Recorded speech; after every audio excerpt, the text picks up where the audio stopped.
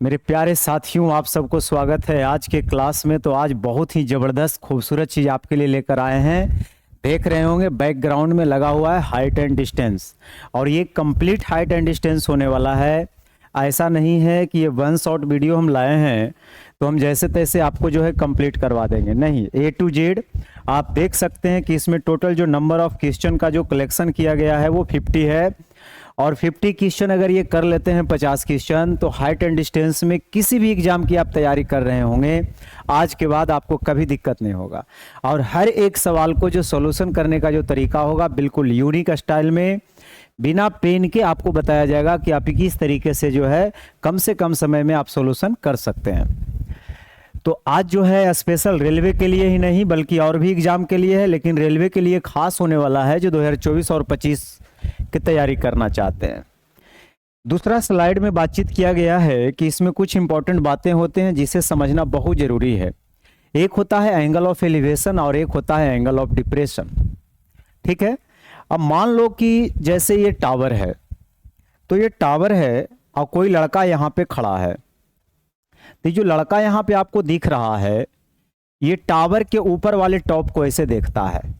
जब टावर के ऊपर वाले टॉप को देखता है और टावर के बॉटम वाले को पार्ट को भी देखता है, तो जहां ये देख रहा है, ये देखने वाला लाइन होता है।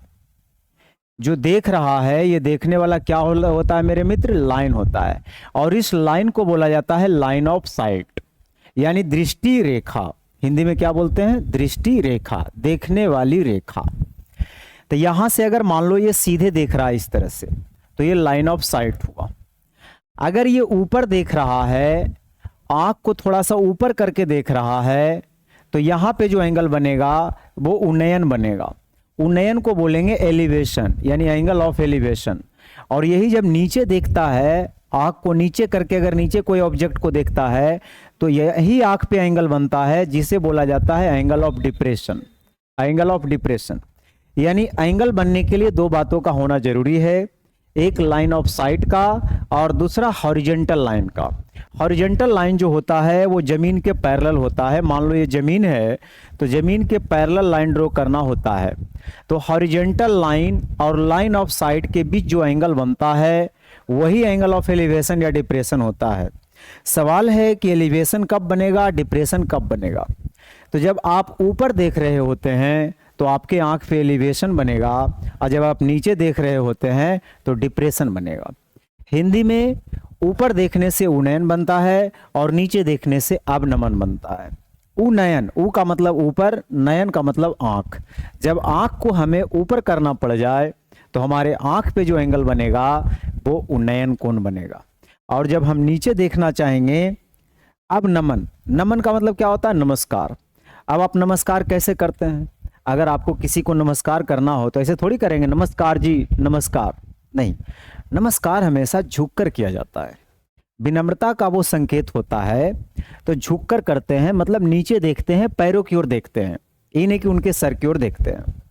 तो जब हम नीचे देख रहे होते हैं तो हमारे आंख पे जो एंगल बनता है वो अवनमन का एंगल बनता है। जब हम ऊपर देखेंगे तो उन्नयन बनेगा। उम्मीद करता हूं कि आप बात को समझ गए होंगे। ठीक है, अगली बात। हाँ, अगली बात है कि हाइट एंड डिस्टेंस इतनी बड़ी हस्ती है, इसको डायरेक्ट थोड़ी आपको बताया जाएगा। तो इसके पहले यहाँ हेडिंग लगवाया गया है हाइट एंड डिस्टेंस, यानी ऊंचाई और दूरी। ऊंचाई और दूरी पढ़ने जा रहे हैं मेरे मित्र। तो आइए कुछ बातों को हम लोग ध्यान में ले लेते हैं, कुछ प्लस पॉइंट करते हैं। क्वेश्चन तो है ही, पहले मैं आपको क्वेश्चन दिखा देता हूँ, क्या पता आप भाग जाएंगे। देखिए, तो ये सब क्वेश्चन है, ये सब आप देख सकते हैं, टोटल काउंटिंग करिएगा। ठीक है, ये सब क्वेश्चन हम लोग आज, आगे बढ़ो जी, करने वाले हैं। देखिए ये कहाँ तक पहुंचे हैं? 29, 30, 31, 32। टोटल मैं आपको दिखा देता हूं कि 50 क्वेश्चन कौन कौन है। देखिए, ये सारा क्वेश्चन हम लोग मेरे मित्र करने वाले हैं। तो घबराना नहीं है, पेशेंस बना करके मेरे साथ बने रहना है। ठीक है, और हम अगली बात को शुरू करते हैं। तो कुछ हमारा थ्योरी होगा, कुछ रेशियो मेथड होगा। अगर उसको आप सीख लेते हैं तो क्वेश्चन को बनाने में मदद पहुंचेगा। तो सबसे पहले तो आप ये समझिए कि हाइट एंड डिस्टेंस कभी भी लगाना होता है, हाइट एंड डिस्टेंस कभी भी लगाना होता है तो एक राइट एंगल ट्रायंगल में लगाना होता है। ठीक है, एक राइट एंगल ट्रायंगल में क्या करना होता है मेरे मित्र, लगाना होता है। जैसे देखिए, अगर मैं एक राइट एंगल ट्रायंगल यहां बनाऊं, ठीक है, मान लो कि ABC एक राइट एंगल ट्रायंगल है, ये मान लिया जाए कि 30 डिग्री रहेगा। डायग्राम तो अल्टीमेट यही बनना है, लेकिन पहले हम थोड़ा सा आपको हम समझा देते हैं कुछ ट्रिपलेट। अगर 30 डिग्री ये है, आई 90 है, 60 है, तो आपको ध्यान में क्या रखना है कि 30 के सामने अगर आप x मानते हो तो 60 के सामने हो जाएगा √3x और 90 सामने हो जाएगा 2x। यानी 30 60 90 का जो रेशियो होगा, 30 60 90 का जो रेशियो होगा 1√3 और 2 का होगा। मतलब 30 वाला के सामने साइड देके 60 वाला के सामने अगर पूछ देगा तो √3 से सिर्फ आपको क्या कर लेना है, गुना कर लेना है। जैसे अगर मैं आपसे पूछूं कि जी एक राइट एंगल ट्रायंगल है, इसमें आप मुझे ये बताइए कि ये है 30 डिग्री और ये है 90 डिग्री और ये है 60 डिग्री। अगर मैं इसका लेंथ मान लूँ 10 मीटर और आपसे पूछूं कि बताओ इसका लेंथ क्या होगा, हाइपोटेनस का लेंथ क्या होगा, तो आपको बेसिक कॉन्सेप्ट पता होना चाहिए कि 30 के सामने अगर x मानेंगे तो 60 के सामने हमारा √3x होगा और 90 सामने हमारा 2x होगा। मतलब √3x का वैल्यू अगर 10 है तो यहाँ से x का वैल्यू निकाल लीजिएगा 10/√3, और अगर इसकी हाइट पूछेगा तो 10/√3, अगर हाइपोटेनस पूछेगा तो फिर 20/√3 हो जाएगा। ठीक है, तो 30 60 वाला कॉन्सेप्ट आप समझ लिए होंगे, इसमें कोई दिक्कत वाली बात नहीं है। अगली बात यह है कि अगर मान लो एंगल चेंज रहा, अगर मान लो कि एंगल चेंज रहा, ठीक है, ABC एक ट्रायंगल है, तो अगर ये 45 डिग्री रहा, ठीक है, और ये भी 45 डिग्री रहा, तो आपको पता है कि अगर राइट एंगल ट्रायंगल में दो एंगल अगर बराबर रखते हैं तो उसके सामने वाला साइड भी हमारा क्या होगा, बराबर होगा। थोड़ा देर के लिए अगर इसको हम 1 यूनिट मान लेंगे तो हमारा ये भी 1 यूनिट होगा और ये जो हो जाएगा वो √2 यूनिट हो जाएगा। कल के डेट में अगर इसका लेंथ मान लिया जाए 10 मीटर दे रखा है और आपसे इसका लेंथ पूछेगा तो क्या दिक्कत है, अगर 1 यूनिट की वैल्यू 10 है तो √2 यूनिट की वैल्यू कितना हो जाएगा, 10√2 हो जाएगा। तो ये आपको निकालने में मदद पहुंचाएगा। ठीक है, लेकिन दिक्कत कब होती है, सिंगल ट्रायंगल में तो दिक्कत नहीं होगा, 30 रहे 60 रहे और 45 रहे। जब कंबाइंड फिगर आ जाता है तो उस समय आपको दिक्कत होता है। अगर इसी में कंबाइंड फिगर मैं इस तरह से बना दूं कि एक ट्रायंगल के अंदर अगर 2 ट्रायंगल मैं बना दूं इस तरह से, और मान लो ये 30 है और ये 60 है और ये सब साइड निकालना रहे, ठीक है, तो थोड़ा सा इस बात को आप समझिए कि अगर हम बेसिक कॉन्सेप्ट यहाँ पे अप्लाई करें कि अगर ये राइट एंगल ट्रायंगल है तो ये 60 है 90 है तो ये तो हमारा 30 होगा, तो 30 के सामने अगर हम 1 यूनिट मानेंगे तो 60 के सामने हमारा √3 यूनिट होगा। एंगल बड़ा होगा तो उसके सामने का साइड भी क्या होगा मेरे मित्र, बड़ा होगा। अब हम बड़े वाले ट्रायंगल में एंट्री लेते हैं। अगर मैं ये बड़े वाले ट्रायंगल को देखूं, ये वाले ट्रायंगल को, अगर मैं बड़े वाले ट्रायंगल को देखूं मेरे मित्र, तो बड़े वाले ट्रायंगल में 30 के सामने √3 है, आई 90 है, तो ये पूरा 60 होना ही चाहिए, बिल्कुल। तो 30 के सामने √3 है तो 60 के सामने तो साइड बड़ा हो जाएगा, √3 गुना, तो √3 को √3 से मल्टीप्लाई करिएगा तो ये 3 आ जाएगा। तो पूरा यहाँ से लेकर यहाँ तक ये 3 आ गया, जिसमें ये 1 है तो ये हमारा 2 हो जाएगा। अब यहाँ से एक ट्रिक क्या बन गया, यहाँ से एक ट्रिक क्या बन गया मेरे मित्र कि कभी भी 30 से 60 अगर जाना रहेगा तो अगर ये 20 होगा तो डायरेक्ट ये 10 हो जाएगा, अगर ये 200 होगा तो डायरेक्ट ये 100 होगा, और ये जितना होगा उसका ये √3 गुना हो जाएगा। तो ये सब आपको क्या करेगा, मदद पहुंचाएगा आंसर को जल्दी करने में। ठीक है, तो जितना बात बताते हैं उतना बात आप सीखते जाइए। अब आइए, ये तो 30 60 रहेगा तो आप कर ही लीजिएगा, लेकिन कोई ज़रूरी नहीं है कि आपके सामने 30 60 का ही रिजल्ट आवे। अगर कंबाइंड फिगर मैं बनाऊं, अगर मैं आपसे पूछूं कि अगर मुझे कंबाइंड फिगर बनाना है इस तरह से, और यहां मैं क्या कर देता हूं 30 से 45 कर देता हूं, 30 से क्या कर देता हूं 45 कर देता हूं। अब सुनिएगा, अगर 45 के सामने आप 1 मानते हैं तो ये भी तो हमारा 45 होगा, तो इसके सामने भी 1 होगा। अब आप बड़े वाले ट्रायंगल में आइए।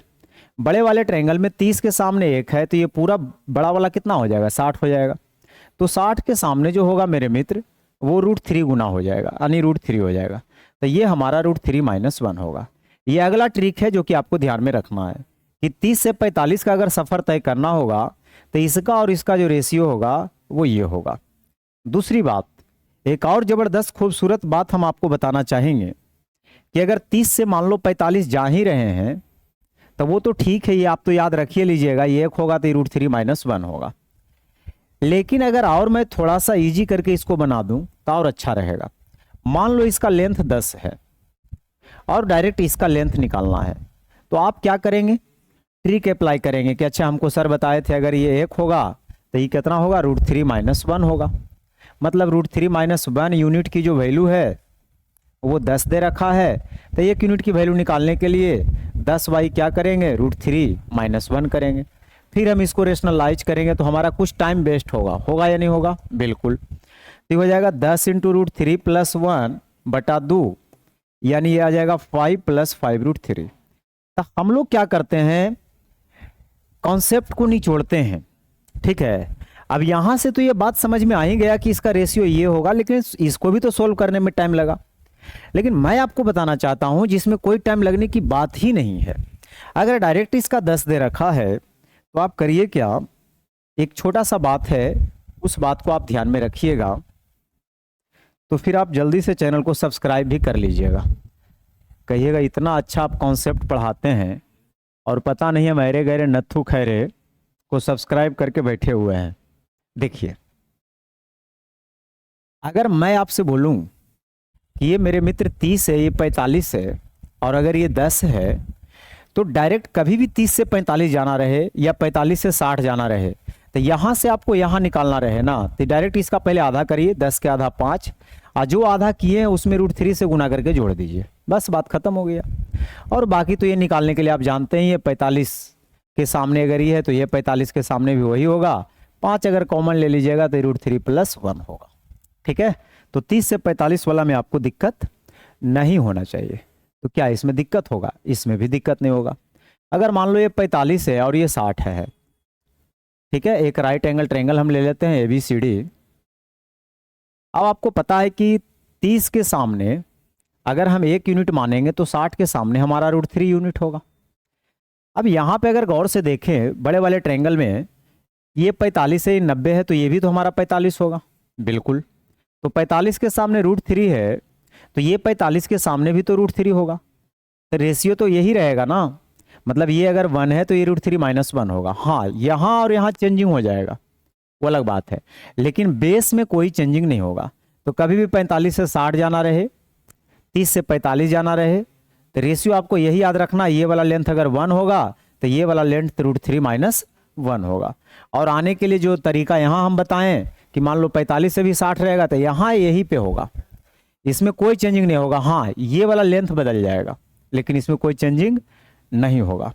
अगर इतनी सी बात आप समझ चुके हैं, अब हम उतर सकते हैं क्वेश्चन के पास। अब हम उतर सकते हैं किसके पास, क्वेश्चन के पास। लीजिए, आज का पहला सवाल आपका इंतजार कर रहा है। टोटल 50 सवाल है, घबराइए नहीं, पेशेंस बना करके पढ़िए। देखिए मेरे मित्र, कहता क्या है, कहता है the ratio of the length of a rod and its shadow is 1:√3 the angle of elevation of the sun. Sun का एंगल ऑफ एलिवेशन पूछ रहा है। मान लो कि एक छड़ है, देखिए राइट एंगल ट्रायंगल तो इसमें बनना तय है। तो मैंने क्या कहा कि मान लो कि एक रड है, ये भी रड है और ये यहाँ पे सन होगा। सन क्या करता है, सन का लाइट इस पे पड़ता है, इसे रिफ्लेक्ट होकर के, और यहाँ पे इसका कुछ शैडो बनता है, ये छाया है। तो कहता है the ratio of length of rod and shadow. Rod और शैडो का जो रेशियो है 1 और √3 का रेशियो है। तो ये वाला एंगल आपसे पूछ रहा है कि ये एंगल क्या होगा। अभी जस्ट हम आपको पढ़ाए हैं कि ये 30 से रखिएगा तो 30 के सामने 1 होगा तो ये 60 के सामने हमारा √3 होगा और 90 सामने हमारा 2 होगा। तो एंगल ऑफ एलिवेशन यही ना है, और ये हो जाएगा कितना डिग्री मेरे मित्र, तो 30 डिग्री हो जाएगा। घबराने वाली बात नहीं है। What is the angle of elevation of the sun when the shadow of a pole of height x meter is x y root 3 metre? सूर्य का उन्नयन कोण क्या होगा जब x मीटर ऊंचे खंबे की परछाई x बटे रूट 3 मीटर होगा? घबराइए नहीं, बिल्कुल आसान से लैंग्वेज में हम इसको समझेंगे। मुझे तो पता है कि एंगल ऑफ एलिवेशन हमारा बनना है, तो कह रहा है कि जो खंभा है, खंभा की जो ऊंचाई है वो x मीटर है, और ये रहा इसकी छाया शैडो। शैडो जो बन रहा है वो एक्स वाई रूट 3 बन रहा है, और ये हमसे एंगल पूछ रहा है कि एंगल क्या होगा। अब आप अच्छी तरह से अगर देखिएगा तो ये दोनों का अगर आप रेशियो लीजिएगा ना, इसका और इसका, तो ये कट जाएगा, ये आ जाएगा रूट 3 और ये आ जाएगा 1। मतलब ये अगर रूट 3 आता है तो ये हमारा आता है 1, और आपको बताया गया है 1 के सामने 30 होता है, रूट 3 के सामने 60 होता है। तो इस समय जो एंगल ऑफ एलिवेशन बनेगा वो कितने डिग्री का बनेगा मेरे मित्र? 60 डिग्री का बनेगा। The angle of elevation of the sun at certain time is 60 degree. The height of the vertical pole that will cast a shadow of 30 metre.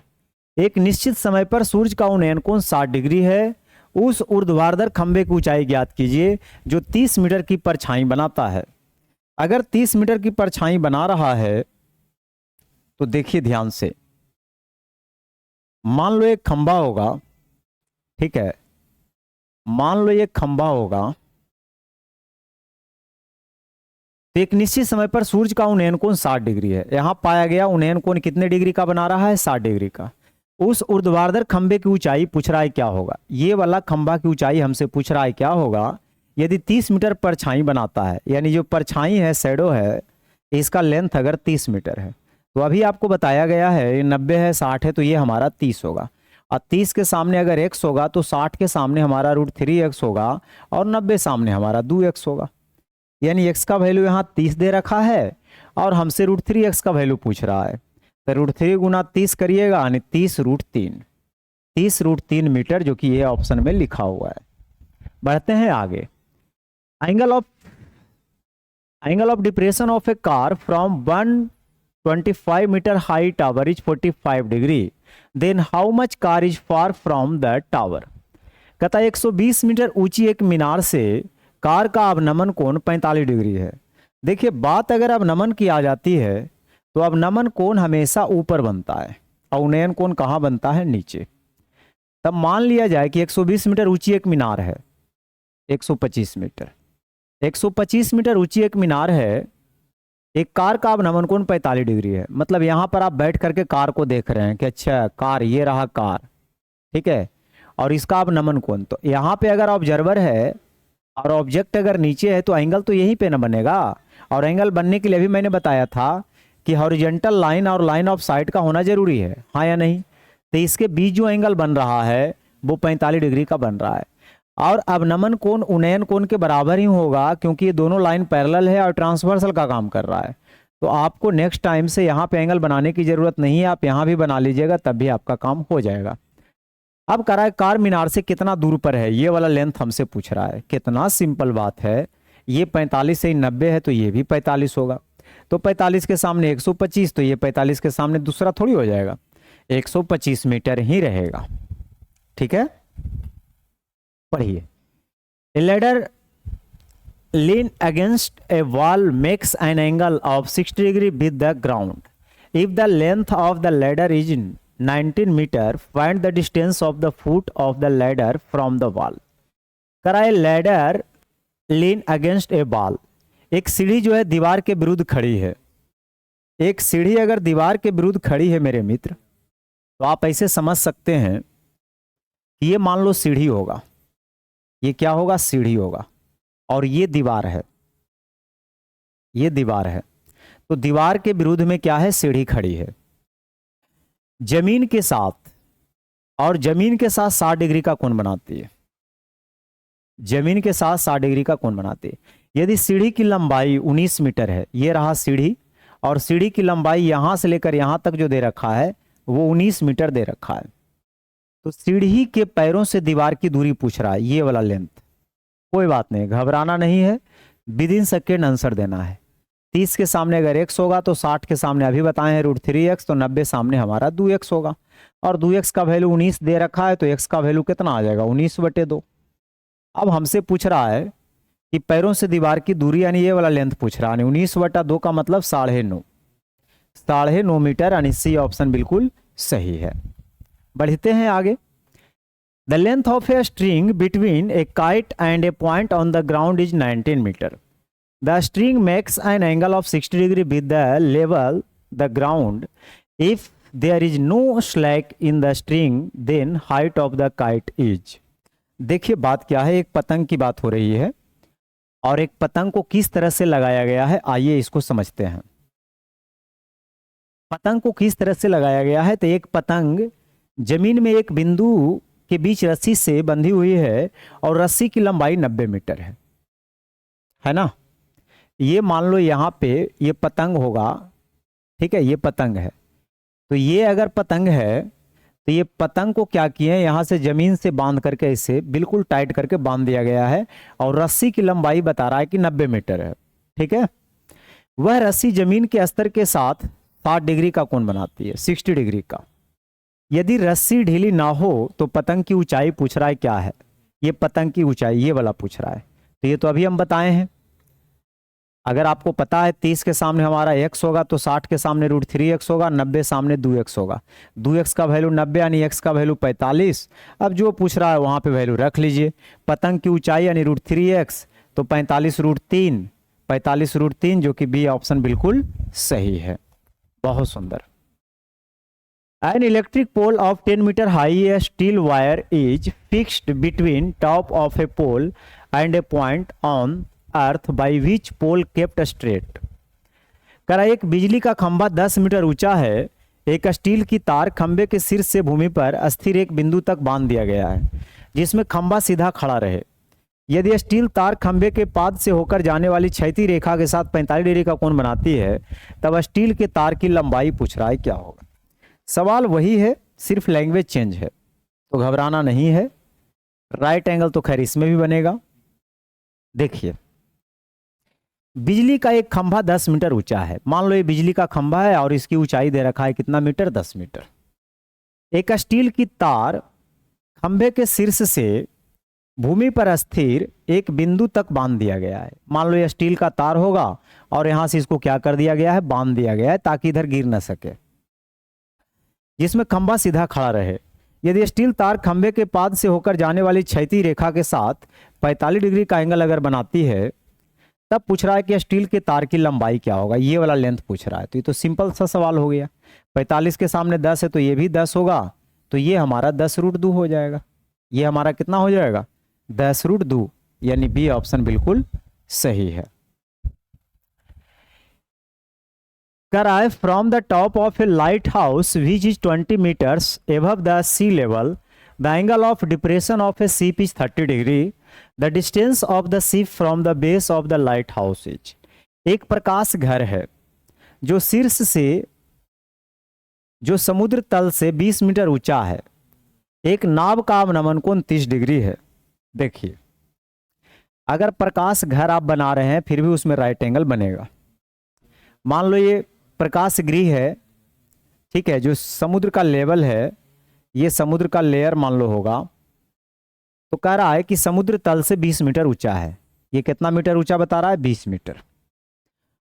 एक नाव का अवनमन कोण 30 डिग्री। अवनमन मतलब समझ रहे हैं ना, ऊपर एंगल बन रहा होगा, लेकिन अवनमन उन्नयन कोण के बराबर होता है, इसलिए आप नीचे बनाइए बिंदास होकर के। प्रकाश घर के आधार से नाव की दूरी पूछ रहा है, यहां से यहां तक। वही वाली बात है, 30 के सामने 20 है तो 60 के सामने √3 से गुना, यानी 20√3 मीटर, जो कि बी ऑप्शन बिल्कुल सही है। ठीक है, आगे बढ़ते हैं। क्वेश्चन नंबर 9 क्या कह रहा है, पढ़िए। From a point A on a bridge across a river, the angle of depression of the banks on opposite side of the river are 30 degree and 45 degree respectively. If the bridge is at a height of 9 meter from the surface of river, then find the width of the river। देखिए इस सवाल को फिर से पढ़ते हैं। नदी पर बने एक पुल पर एक बिंदु A से नदी के विपरीत किनारों का अवनमन कोण 30 डिग्री और 45 डिग्री है। तो नदी पर बने एक पुल है, मान लिया जाए कि नदी, ये नदी होगा और ये सब नदी है, और नदी पर बना एक पुल है।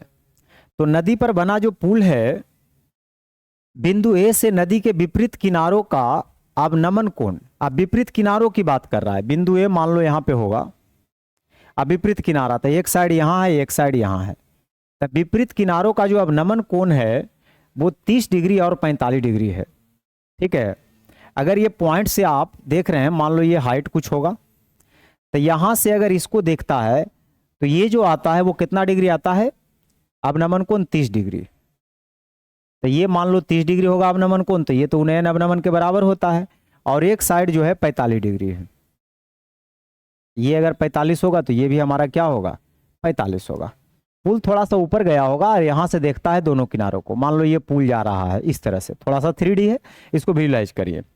यदि पुल नदी की सतह से 9 मीटर ऊंची हो, बोल भी रहा है कि नदी की सतह से कितना मीटर ऊंची हो, 9 मीटर ऊंची पर हो, तो नदी की चौड़ाई हमसे पूछ रहा है, यहां से लेकर यहां तक का लेंथ। बिल्कुल बिंदास बनाइए। देखिए 90 है, 45 है, तो ये भी हमारा 45 होगा, तो 45 के सामने 9 है तो ये भी 9 हो जाएगा। 30 के सामने 9 है तो ये हमारा 60 होगा, तो ये 9√3 हो जाएगा। पूरा जो चौड़ाई हो जाएगा 9 + 9√3 कॉमन ले लीजिएगा तो √3 + 1, तो 9 × √3 + 1 कौन सा है, सी ऑप्शन बिल्कुल सही है। बढ़ते हैं क्वेश्चन नंबर 10 की तरफ। ठीक है, आइए। किसी नदी के किनारे पर स्थित मंदिर के शीर्ष कर नदी के दोनों किनारों का उन्नयन कोण 30 और 45 है। मंदिर की ऊंचाई 100 मीटर हो तो नदी की चौड़ाई, सेम वही क्वेश्चन है, घबराना नहीं है। मंदिर की जो ऊंचाई है वो 100 मीटर है, और यहां से जो एंगल देखा जा रहा है वो 30 और कितना देखा जा रहा है, 45। तो एंगल तो ऊपर बनेगा, लेकिन हम सुविधा अनुसार से नीचे लिखेंगे, जितना दूर होगा उतना छोटा होगा। तो ये 30 होगा और ये 45 होगा। पूछ रहा है इसकी चौड़ाई क्या होगा, तो 30 के सामने 100 है तो 60 के सामने हमारा 100√3 हो जाएगा, और इस ट्रायंगल में देखेंगे ये 45 होगा, तो 45 के सामने 100 तो ये भी 100। 100 अगर कॉमन ले लीजिएगा तो √3 + 1। ठीक है, 100 × √3 + 1 नहीं है क्या, 100 × √3 + 1। तो नदी की चौड़ाई हमसे पूछ रहा है, किसी नदी के किनारे पर स्थित मंदिर के शीर्ष का नदी के दोनों किनारों पर उन्नयन कोण, अच्छा 30 डिग्री और 45 डिग्री, उन्नयन की बात हो रहा था ना, अवनमन की बात नहीं हो रहा था। कोई बात नहीं है, फिर भी फिगर तो यही बनेगा। ऊपर सिर्फ मिटा देता हूं, तो मैंने क्या किया, ऊपर मिटा दिया।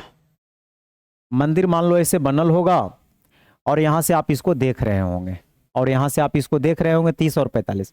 यदि मंदिर की ऊंचाई जो है 100 मीटर है तो नदी की चौड़ाई हमसे पूछ रहा है। हाँ जी, अब ये यहां पे देखिए मैंने क्या किया है, विपरीत साइड ले लिया है तो ये आया है, लेकिन ऑप्शन में विपरीत साइड वाला नहीं दिया है, तो आपको ये मानकर चलना है कि अपोजिट साइड में होगा, एक ही साइड में होगा, अपोजिट साइड में ना हो करके वो एक ही साइड में होगा, इस तरह से। आइए देखिए कैसे, फिर से समझिए। हाँ, किसी नदी के किनारे पर स्थित मंदिर के शीर्ष का नदी के दोनों किनारों का जो उन्नयन कोण है वो 30 और 45 है। मान लिया जाए कि ये नदी होगा, ठीक है, ये नदी होगा, पॉइंट ए और पॉइंट बी, यहां से लेकर यहां तक ही नदी है, और नदी का मैंने 2 किनारा ले लिया, और दोनों किनारों का जो अवनमन कोण है, उन्नयन कोण है, वो 30 और 45 है। मतलब ये 30 होगा तो ये हमारा कितना हो जाएगा मेरे मित्र, 45 हो जाएगा। जबकि इसमें लिखना चाहिए कि वो एक ही साइड है, मंदिर के एक ही साइड नदी है, नहीं लिखा है, इसलिए 2 कंडीशन यहाँ पे बन रहा है।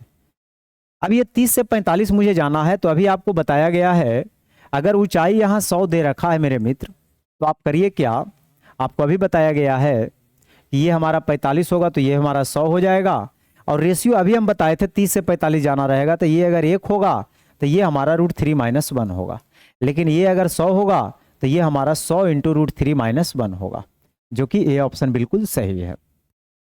तो यहाँ एक ही साइड वाला ऑप्शन है, तो एक ही साइड लेकर के हमें मजबूरी है कि बनाना पड़ेगा, ठीक है। लेकिन यहाँ 2 चांस बनते हैं, क्योंकि दोनों साइड रह सकता है जब तक कि आपको ना बोला जाए। बढ़ते हैं अगले सवाल की तरफ। आगे लिखा है, एक पेड़ हवा के द्वारा टूट गया और पेड़ का ऊपरी भाग जिसकी लंबाई 30 मीटर है, पेड़ के तल पर 30 डिग्री का कोण बनाने लगा। तो पूछ रहा है कि पेड़ की ऊंचाई क्या होगा। अक्सर ये देखे होंगे आंधी तूफान में ऐसा होते रहता है कि पेड़ जो है टूट जाता है। ठीक है, मान लो कि पेड़ की हाइट कुछ और रहा होगा, ये ओरिजिनल हाइट है पेड़ की, और यहां से क्या हुआ, थोड़ा सा इसको और छोटा कर देता है। ठीक है,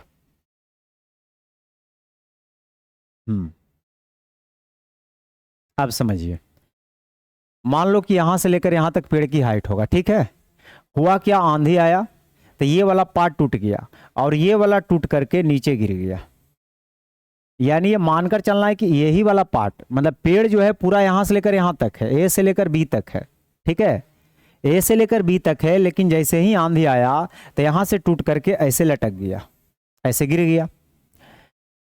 गिरने के बाद क्या होता है, यदि पेड़ का ऊपरी भाग जिसकी लंबाई 30 मीटर है, इसकी लंबाई जो है 30 मीटर दे रखा है, तो इसकी भी लंबाई 30 मीटर होगा, क्योंकि यही वाला पार्ट यहां पे गिर के लटका है। पेड़ के तल पर 30 डिग्री का कोण पर गिरता है, यानी जमीन के साथ वो 30 डिग्री का एंगल बनाने लगता है। तो पूछ रहा है पेड़ की वास्तविक हाइट बताइए क्या होगा। सिंपल सी बात है, ये 30 से 90 है तो ये हमारा 60 हो जाएगा। तो 90 सामने अगर 30 है मेरे मित्र, तो 30 के सामने इसका डायरेक्ट आधा होगा, यानी 15। तो 60 के सामने √3 से गुना हो जाएगा, यानी 15√3। बात समझे? बिल्कुल समझे होंगे, क्योंकि रेशियो तो हम आपको बता चुके हैं। तो ये 30 है, 45 है, तो पूरी हाइट पूछेगा तो ये हो जाएगा 45 मीटर। और अगर पूछेगा कितना दूर पर जाकर के टच कर रहा है जमीन को, तो ये हो जाएगा 15√3 मीटर। लेकिन ये आंसर आपको नहीं देना है, हमसे पूछ रहा है पेड़ की ऊंचाई, तो हम किसको आंसर करेंगे, 45 मीटर को करेंगे। क्वेश्चन नंबर 12, तूफान से खंभा टूट गया और उसका सिरा खंभे के पाद से 20 मीटर की दूरी पर 30 डिग्री का कोण बनाता है। बस वही वाली सवाल है, टूटने से पहले खंभे की ऊंचाई हमसे पूछ रहा है क्या होगा। जो अभी आप पढ़े थे सेम वही आ गया। मान लो यहां से लेकर यहां तक पेड़ की वास्तविक हाइट होगा ए बी, लेकिन ये वाला पार्ट टूट करके गिर गया और कहता है पाद से 20 मीटर की दूर पर, यानी फुट से 20 मीटर की दूर पर जाकर के 30 डिग्री का एंगल बनाने लगा। ठीक है, तो टूटने से पहले खंभे की ऊंचाई हमसे पूछ रहा है क्या था। तो पहले तो हम ये देख लें कि ये 30 है और ये 60 है, तो 60 के सामने अगर 30 है तो 30 के सामने क्या होगा, √3 से भागा पड़ जाएगा। √3 से क्या हो जाएगा, भागा पड़ जाएगा। तो जानते हैं ना कि ये अगर x होगा तो ये हमारा √3x होगा, 90 सामने 2x होगा तो ये भी हमारा 2x होगा। √3x का वैल्यू अगर 20 दे रखा है तो यहाँ से x का वैल्यू 20/√3 निकल जाएगा। पूरा हाइट पूछ रहा है, मतलब 3x का वैल्यू, तो 3 × 20/√3, ये √3 बार में कट जाएगा, यानी 20√3 आ जाएगा, जो कि ए ऑप्शन में लिखा हुआ है। बहुत अच्छा।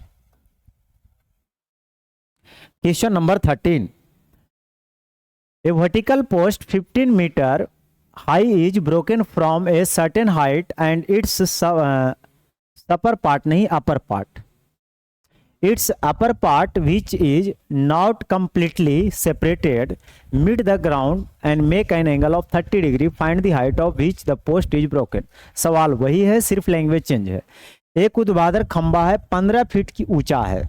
ऊर्ध्वाधर जो खंबा है वो कितना ऊंचा है मेरे मित्र, 15 फीट ऊंचा है। ठीक है, हुआ क्या, आइए समझते हैं। अगर ये खंबा 15 फीट ऊंचा है और वह निश्चित ऊंचाई से टूट गया और उसका ऊपरी भाग जो खंबे के पूरी तरह से अलग नहीं हुआ है, जमीन पर 30 डिग्री का एंगल बनाने लगा। अब ये कहीं से टूटा होगा। ठीक है, तो हम क्या करते हैं, थोड़ा सा इसको और छोटा कर देते हैं। ठीक है, थोड़ा सा इसको और छोटा कर देंगे और समझते हैं फिर से। फिगर तो वही बनेगा, इसमें तो कोई दिक्कत वाली बात नहीं है। ये वाला पार्ट टूट करके यहाँ गिरा है, तो आपको मानकर चलना है कि जो रेड से मैंने हाईलाइट किया है इसका लेंथ आपस में बराबर होगा। ये पूरा 15 दे रखा है, ये पूरा 15 दे रखा है। अब ये क्या बोल रहा है, निश्चित ऊंचाई से टूटता है और उसकी ऊपरी का भाग जो खंबे के पूरी तरह से अलग नहीं हुआ है, वो जमीन पर 30 डिग्री का एंगल बनाने लगता है। अगर ये 30 डिग्री का एंगल बनाने लगा है तो खंबे की ऊंचाई ज्ञात कीजिए जहां से वह टूट जाता है। मतलब ये वाला हाइट आपसे पूछ रहा है, ये वाला हाइट, इसको हम थोड़ा देर के लिए h मान लेते हैं। तो ये पूरा अगर 15 है मेरे मित्र, यहां से लेकर यहां तक, तो ये वाला कितना होगा, 15 - h, बिल्कुल। तो ये अगर 15 माइनस एच होगा तो हमारा ये भी 15 माइनस एच होगा, और ये 90 है, 30 है, तो ये हमारा कितना होगा, 60 होगा। तो 30 के सामने अगर h है तो 90 सामने हमारा 2h होगा। यस या नो? 30 के सामने अगर h है तो 90 सामने हमारा 2h होगा, यानी 2h का वैल्यू जो दे रखा है वो 15 माइनस एच है। तो यहां से 3h बराबर 15 यानी h बराबर आ जाएगा 5, यानी 5 फीट की ऊंचाई पर से क्या होगा, खंभा टूटा होगा, जो कि ये ऑप्शन बिल्कुल सही है। अगर इस तरीके से आप एग्जाम में करिएगा तो आपको कभी दिक्कत नहीं होगा, कोई भार भी नहीं पड़ रहा होगा। देख रहे हैं कहीं पर कोई साइन कॉस नहीं लग रहा है, बिना साइन कॉस के, बिना पेन के आप इसको कर सकते हैं। और मुझे तो थोड़ा बहुत समझाना हो तो इसलिए मैं लिखता भी हूँ, अदरवाइज मैं तो ऐसे पढ़ते जाता, आंसर देते जाता। ठीक है, अब समझिए आगे। एक सीधी पेड़ तूफान की वजह से टूट जाता है और टूटा हुआ भाग झुक जाता है और उसकी शीर्ष जमीन को छूते हुए 30 डिग्री का एंगल बनाने लगता है। पेड़ के पात तथा उस बिंदु जहां से पेड़ शीर्ष को छूता है बीच की दूरी जो है 10 मीटर है, तो पेड़ की ऊंचाई क्या है? सवाल यही है। मैं ऐसा उम्मीद करता हूं कि ये सवाल को आप बना करके कमेंट बॉक्स में जरूर बताएंगे। अगले सवाल, एक क्षैतिज रेखा में चिमनी की ओर 120 मीटर की दूरी चलने पर चिमनी का जो उन्नयन कोण होता है वो 30 डिग्री से 45 डिग्री बदल जाता है। तो चिमनी की ऊंचाई हमसे पूछ रहा है, क्या होगा? देखिए हुआ क्या, एक दिन की बात है, ये चिमनी है, ए बी चिमनी है और सी पॉइंट है।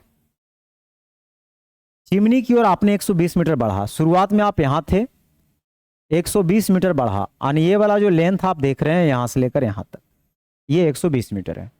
जैसे ही आप 120 मीटर बढ़ते हैं तो उन्नयन कोण 30 से 45 हो जाता है, यानी दूर वाला पहले 30 था, जितना नजदीक आइएगा आपका एंगल उतना ही बढ़ेगा। तो बाद में कितना हो गया, 45 हो गया। अब हमसे पूछ रहा है कि चिमनी की ऊंचाई क्या है। अब इसमें मस्ती करिए, क्योंकि ये तो अभी बताए हैं हम आपको कि किस तरीके से बनाना है। 30 से 45 जाना है मेरे मित्र, तो डायरेक्ट ट्रिक, दो ट्रिक बताए हैं। एक तो बताए हैं कि ये हमारा 1 होगा, तो ये हमारा √3 - 1 होगा। ओके, और √3 - 1 का वैल्यू 120 है, तो 1 का वैल्यू तो आप निकाल ही सकते हैं, और ये भी हमारा 1 हो जाएगा क्योंकि ये भी 45 है। तो √3 - 1 से आप डिवाइड करिएगा, तो 1 यूनिट का वैल्यू निकलेगा कि नहीं? बिल्कुल निकलेगा। तो √3 + 1 से गुना भागा अपना करते रहिएगा, तो 60 × √3 + 1 आ जाएगा। लेकिन अब समझना है कि मुझे इतना भी टाइम नहीं है कि हम ये सब बकवास काम करते रहें।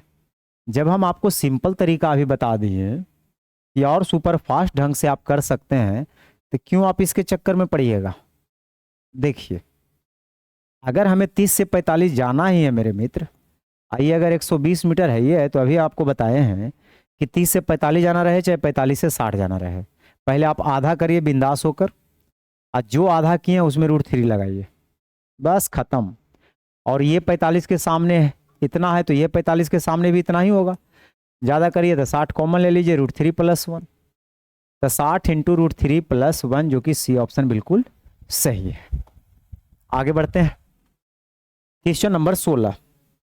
क्वेश्चन नंबर 16 ध्यान दीजिएगा।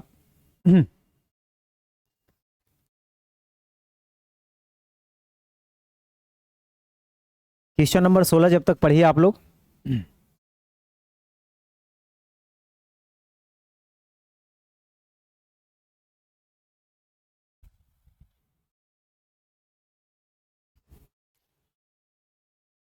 हाँ जी, क्या हुआ, कहाँ चल गया क्वेश्चन नंबर 16? क्वेश्चन नंबर 16 ये सब जानते हैं, कीड़ा की वजह से इसे हो रहा है।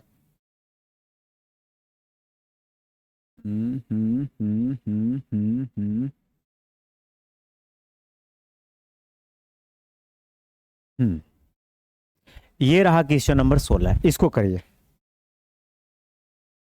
कह रहा है भूमि के किसी बिंदु से एक टावर का उन्नयन कोण 30 डिग्री है और टावर की ऊंचाई अगर 50 √3 मीटर चलने पर यह कोण 60 डिग्री हो जाता है, तो टावर की ऊंचाई क्या है? तो बस इसको आराम से बनाइए ना, कौन बड़ी बात है इसमें, घबराने वाली तो कोई बात ही नहीं है, क्योंकि ये सब सिंपल सवाल है। भूमि के बिंदु से एक टावर का उन्नयन कोण 30 डिग्री है। मान लो यहां से देखते हैं, तो इस पॉइंट से टावर के शीर्ष को देखते हैं तो 30 डिग्री आता है, और कहता है टावर की ओर अगर 50√3 मीटर बढ़ते हैं यहां से लेकर यहां तक, अगर आप 50√3 मीटर बढ़ते हैं मेरे मित्र, तो ये जो एंगल होता है वो चेंज हो जाता है, और ये चेंज होकर कितना हो जाता है, ये हो जाता है 60 डिग्री। तो हमसे पूछ रहा है टावर की हाइट क्या है, तो 30 से 60 जाने के लिए तो और मस्ती करने वाली बात है। इसका जो रेशियो होगा, इसका डायरेक्ट ये हाफ होता है, ठीक है, ये डायरेक्ट इसका क्या होगा, ये हाफ होगा। मतलब ये अगर 50 है तो ये 25 होगा, ये 100 है तो ये 50 होगा, ठीक है। या कैसे होगा एक बार सीख भी लीजिए। अगर आप यहाँ पे आइएगा तो 60 के सामने अगर x मानिएगा तो 30 के सामने जो हो जाएगा, ठीक है, या 30 के सामने मान लीजिए ना x, तो 60 के सामने जो हमारा होगा वो कितना हो जाएगा पता है, 60 के सामने हो जाएगा √3x, ठीक है। अब बड़े वाले ट्रायंगल में आ जाइए, 30 के सामने √3x, तो 60 के सामने √3 से गुना नहीं है 3x हो जाएगा, और 3x x है तो ये हमारा 2x हो जाएगा। तो मैंने क्या बोला कि 2x था तो ये x आ गया, मतलब 2x का वैल्यू दे रखा है 50√3, तो x का वैल्यू यहाँ से आ जाएगा 25√3। ये पूछेगा तो 25√3 आ जाएगा, 25√3 में √3 से गुना करिएगा तो 75 आ जाएगा, तो टावर की ऊंचाई 75 आ जाएगा। लेकिन हमें इतना नहीं करना है, 30 से 60 जाना है, तो ये 50 है तो डायरेक्ट इसका आधा 25, डायरेक्ट करिए आधा 25, और 30 के सामने 25 है तो 60 के सामने √3 से गुना नहीं 75। तो बिना पेन के इसको करना है, इसको जो है बिना पेन के करना है, ठीक है। क्वेश्चन नंबर ऐसे कैसे हो रहा है, 15 16 17 कहाँ गया, यहां आ गया, बीच में स्पेस कैसे आ गया जी, 17। किसी निश्चित बिंदु से मीनार के शीर्ष पर बना उन्नयन कोण 30 डिग्री है। यदि प्रेक्षक मीनार की तरफ 20 मीटर चलता है तो शीर्ष का उन्नयन कोण 15 डिग्री से बढ़ जाता है, ठीक है, 15 डिग्री से बढ़ जाता है, मैंने 30 था तो अब हो गया 45। तो मीनार की ऊंचाई पूछ रहा है, तो 30 से 45 जाना है तो डायरेक्ट भी आप कर सकते हैं बिना फिगर का, लेकिन मैं बिना फिगर के आपको नहीं बताऊंगा, इसलिए कि आप फिर कहेंगे कि थोड़ा जल्दी जल्दी कर दिए। आइए समझिए, 30 से आपको जाना है कितना, 45। 30 से 45 होता है कब, जब मीनार की तरफ आप 20 मीटर चलते हैं तब। तो मीनार की ऊंचाई करा, तो 30 से 45 जाना तो इसका आधा और आधा का √3, और अगर 45 सही है तो ये 45 के सामने इतना है तो ये 45 के सामने भी इतना ही होगा, 10 कॉमन ले लीजिएगा तो आ जाएगा √3 + 1। तो 10 × √3 + 1 अगर नहीं ऑप्शन में मैच कर रहा है तो √3 + 1 का वैल्यू 1.73 रखिएगा, तो 2.73 से गुना करिएगा 27.3, जो कि सी ऑप्शन बिल्कुल सही है। 18 नंबर सवाल, एक मीनार के शीर्ष जमीन के किसी बिंदु से 30 डिग्री का उन्नयन कोण बनाता है। यदि मीनार की ओर 100 मीटर चलने पर उन्नयन कोण 60 डिग्री हो जाता है तो मीनार की ऊंचाई क्या है। देखिए 30 से 60 जा रहे हैं तो आधा 50 50 √3, तो इसमें आपको बताने की जरूरत नहीं है, यह भी जस्ट आपको हम बताए हैं। अगला सवाल, एक मीनार के शीर्ष द्वारा जमीन पर किसी बिंदु पर 30 डिग्री का अवनमन कोण बनाता है। मीनार की ओर 40 मीटर बढ़ने पर अवनमन 50 हो जाता है, मीनार की ऊंचाई क्या है। घबराइए नहीं, 30 से 45 जाना है तो 40 है तो उसका आधा 20, आप 20 √3, और 45 जा रहे हैं तो आपका यही आंसर हो जाएगा, यानी 20 × √3 + 1, जो कि ये ऑप्शन बिल्कुल सही है। तो ऐसा वाला फिगर अभी जस्ट हम आपको करवाए हैं। एक व्यक्ति टावर से एक बाइक को देखने पर पाता है कि अवनमन कोण 45 डिग्री है। जब बाइक 200 मीटर दूरी पर टावर की ओर तय कर लेती है तो अवनमन कोण 60 डिग्री हो जाता है। देखिए 45 से 60 जा रहा है, घबराइए नहीं, पैटर्न वही रहेगा। थोड़ा सा मैं आपको बना के भी बता देता हूं, ना तो कहिएगा कि थोड़ा ज्यादा फास्ट कर दिए। तो आपको जाना है कितना, 45 से 60 डिग्री जाना है। अगर 45 से आपको 60 जाना है मेरे मित्र, तो 45 से 60 हुआ कब, ये बताइए। तो 200 मीटर चलने पर अवनमन कोण जो है 45 हो जाता है। मैंने क्या बोला, अवनमन उन्नयन कोण के बराबर होता है, तो हमेशा एंगल नीचे लिखिए बिना टेंशन के। अब करा मीनार की ऊंचाई क्या है, तो 45 से 60 जाना है तो पहले इसका आधा करिए और आधा का √3 करिए, ठीक है। 100 कॉमन ले लीजिएगा तो √3 + 1, तो 30 के सामने अगर इतना है तो 60 के सामने √3 से गुना, तो √3 से अगर इसमें गुना करिएगा मेरे मित्र तो आपका आंसर आ जाएगा। कर दीजिए √3 से गुना, ये आ जाएगा 100 √3 अब + 300, यानी इसमें आप 100 अगर कॉमन ले लीजिएगा तो 3 + √3 आ जाएगा। कई बार डायरेक्ट ये ऑप्शन दिख जाता है, नहीं दिखेगा तो फिर ऊपर नीचे करके देखिएगा, ठीक है। जैसे अगर ऑप्शन में हम देखें कि अगर नहीं मैच कर रहा है तो क्या करना चाहिए, तो करना क्या है, इसमें फिर से आप √3 कॉमन ले सकते हैं। अगर √3 आप कॉमन लीजिएगा तो √3 + 1 होगा, तो ये 100√3 इंटू √3 + 1। अगर यही चीज़ को नीचे लाइएगा तो नीचे 2 आ जाएगा, यानी 50√3। ठीक है, अगर यहाँ पे मैं देखूँ, यहाँ 100 है ना, 100 है, तो कौन सा ऑप्शन आएगा? 100 इंटू √3 + 1। इसको अगर रेशनलाइज आप करिएगा, √3 + 1 से गुना भागा करिएगा, तो 200√3 इंटू √3 + 1 अब बटा हमारा हो जाएगा 2, यानी 100√3 इंटू √3 + 1।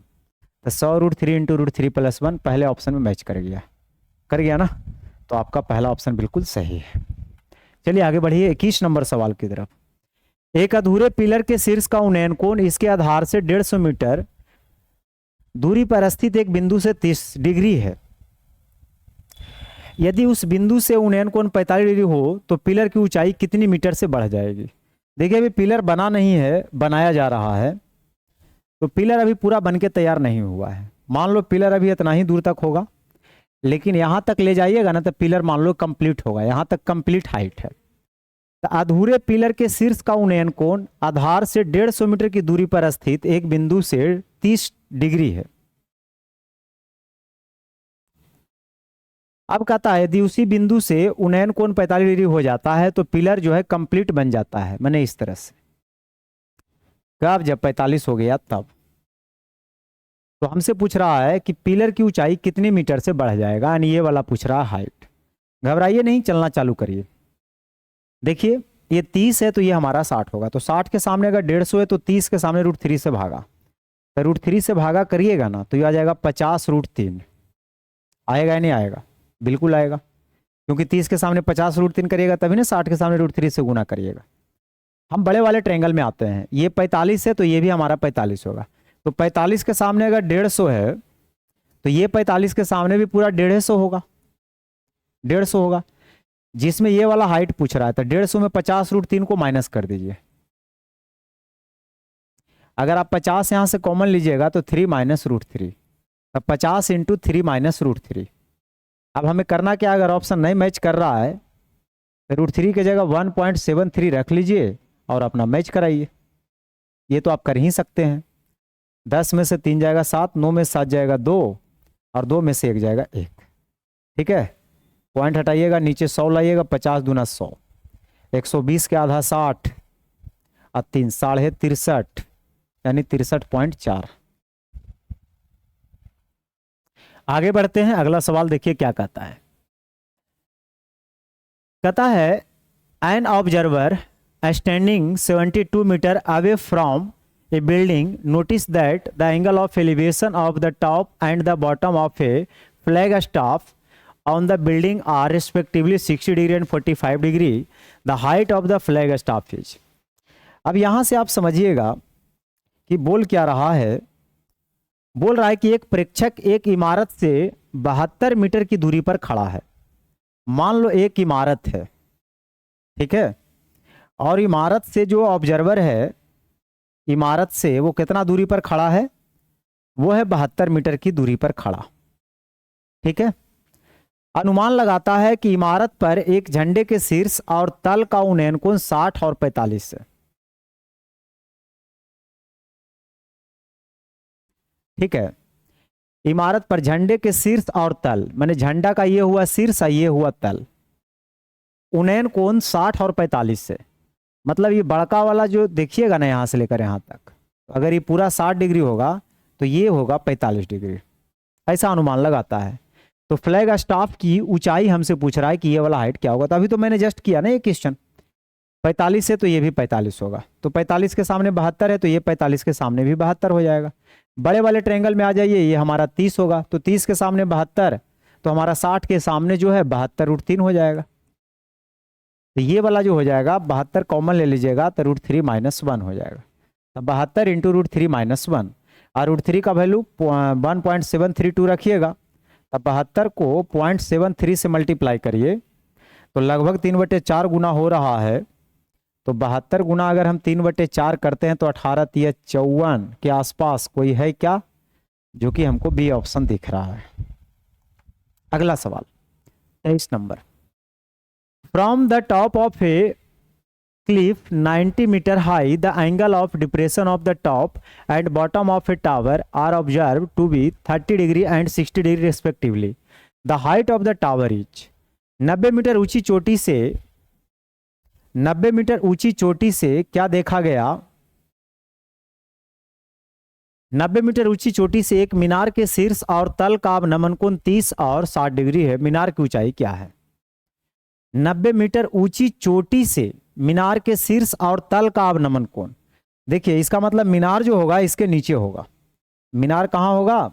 इसके नीचे होगा। देखिए समझिएगा, कहिए कैसे, देखिए। हाँ जी, दो को हम डंडा पहले खींचते हैं ताकि आपको और अच्छा से क्लियर हो सके। 90 मीटर ऊंची चोटी है, मान लो ये क्लिफ है, यहां तक जो हाइट है वो 90 मीटर है, ठीक है। और मैंने क्या किया, इसको यहां से ज्वाइन करने का काम किया, मैंने इसको ज्वाइन करने का काम किया यहां से लेकर यहां तक। अब आप सुनिएगा, तो 90 मीटर ऊंची चोटी से मीनार के शीर्ष और तल, मीनार के शीर्ष मतलब यहां से इसके शीर्ष को देखता है, यहां से किसको देखता है? इसके शीर्ष को देखता है ऐसे, और यही पॉइंट से क्या करता है, इसके तल को भी देखता है, और दोनों कंडीशन में अवनमन बना रहा है। अवनमन बनाने का मतलब ही होता है कि हम आंख को नीचे करके देख रहे हैं, मतलब हम जहां हैं वो ऊंचा है ऑब्जेक्ट की बजाय। जैसे मान लो ये ऑब्जेक्ट है तो इससे हम ऊंचा रहेंगे तभी तो अवनमन बनेगा, तो यहां से देखा जाता है। और जब देखा जाता है मेरे मित्र, तो आपको पता होना चाहिए कि एंगल बनने के लिए हॉरिजॉन्टल लाइन और साइड लाइन का होना जरूरी है। तो ये जो हमारा एंगल बनता है, ये जो हमारा एंगल बनता है, ये बनता है कितना? 30। अब बाद में हो जाता है 60। ये अगर 30 रहेगा तो ये भी हमारा 30 हो जाएगा, क्योंकि अगर दोनों लाइन आपस में पैरेलल ट्रांसवर्सल है तो बराबर होगा। और ये पूरा एंगल अगर 60 बनाइएगा तो ये भी हमारा कितना हो जाएगा? 60 हो जाएगा। तो मीनार की ऊंचाई हमसे पूछ रहा है ये वाला हाइट, आइए पूरा 90 यहां से लेकर यहां तक दे रखा है। घबराना नहीं है, बनाना है। दो गो राइट एंगल ट्रायंगल है, दोनों में काम करना है। जैसे आप अगर यहां आते हैं तो 90 तो पूरा ही बड़ा वाला में देल है, और जहां देल रहे ना उसी से शुरुआत करिए। तो 60 के सामने 90 है तो 30 के √3 से भागा, यानी 30 √3 हो जाएगा ये वाला, और ये भी हमारा 30 √3 हो जाएगा। अब इस ट्रायंगल में अगर हम एंट्री ले लें तो ये एंगल 90 है, ये 30 है, तो ये हमारा 60 होगा। तो 60 के सामने 30 √3, तो 90 सामने हमारा कितना हो जाएगा? 90 सामने हमारा कितना हो जाएगा? 60 के सामने 30 √3, तो 90 के सामने 30 के सामने √3 से भागा, यानी ये हमारा 30 हो जाएगा। ये पूरा 90 है, 30 है, तो ये हमारा 60 होगा। ये 60 होगा तो ये भी हमारा कितना हो जाएगा? 60, जो कि ये ऑप्शन बिल्कुल सही है। तो बस एंगल का खेल है, याद रखना 30 के सामने 60 के सामने क्या होता है, और कुछ नहीं है। अगले सवाल की तरफ बढ़िए। Question number 24। The angle of elevation of an aeroplane flying vertically above the ground as observe from two consecutive stone 1 kilometre apart are 45 degree and 60 degree. The height of the airplane above the ground is kilometre. देखिए बोल क्या रहा है, बोल ये रहा है मेरे मित्र, देखिए दो क्रमागत पत्थर जो 1 किलोमीटर की दूरी पर है, उनमें हवाई जहाज का उन्नयन कोण जमीन से ऊर्ध्वाधर उड़ क्रमशः 45 और 60 है। इंग्लिश पढ़िए, हिंदी में गलत लिखा है। The angle of elevation of an aeroplane flying vertically above the ground as observe from two consecutive stones 1 kilometre apart are 45 degree and 60 degree. देखिए एक हवाई जहाज जो है, मान लो जमीन पर से क्या हो रहा है? ऊपर उड़ रहा है। अगर ऊपर उड़ रहा है मेरे मित्र, तो अब सुनिएगा, ऐसे तो एक तो ये पॉइंट है और एक ये पॉइंट है जमीन पर। तो दो कंजुकेटिव स्टोन का मतलब हुआ यहां से लेकर यहां तक 1 किलोमीटर की दूरी पर 2 पॉइंट है, ठीक है। और ये हवाई जहाज उड़ रहा है। तो अगर यहां हवाई जहाज है तो एंगल ऑफ एलिवेशन जो है वो 45 डिग्री और 60 डिग्री है। मतलब यहाँ से देखा जाता है तो 45 डिग्री होता है इसी का, और इस पॉइंट से देखा जाता है तो यहाँ से कितना हो जाता है, वो हो जाता है 60 डिग्री। 45 और कितना 60 डिग्री।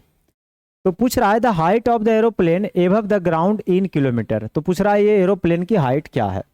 देखिए 45 से 60 जाना है तो आपको ऑलरेडी पता है ये 45 से 60 जाना रहता है, तो ठीक है, तो इसका आधा और आधा का √3 होगा, आधा प्लस आधा का √3। और नहीं तो इसमें वो वाला कॉन्सेप्ट लगाइए ना जो अभी बताए हैं, रेशियो। ये अगर हमारा 1 होगा तो ये हमारा √3 - 1 होगा। तो √3 - 1 का वैल्यू 1 दे रखा है, तो 1 का वैल्यू कितना होगा, 1/√3 - 1। तो ये हमारा 1/√3 - 1 आ जाएगा। तो 30 के सामने अगर इतना है तो 60 के सामने √3 से गुना, तो ये आ जाएगा √3/√3 - 1।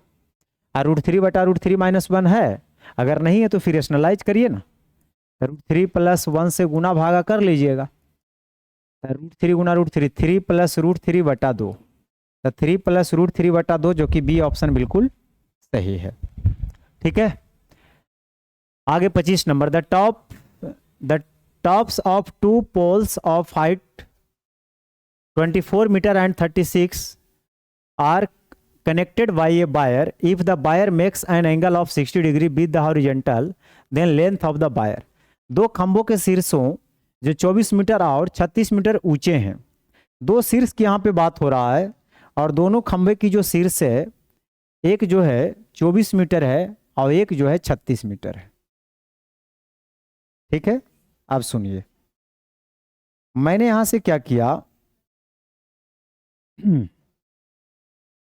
ये मान लो होगा 36 मीटर, थोड़ा सा ऊंचा है, और इसको मान लेते हैं 24 मीटर। दो खंभों शीर्षों को 24 मीटर 36 मीटर ऊंचे हैं, एक तार से जोड़ा गया है। तार क्षैतिज के साथ 60 डिग्री का एंगल बनाना है।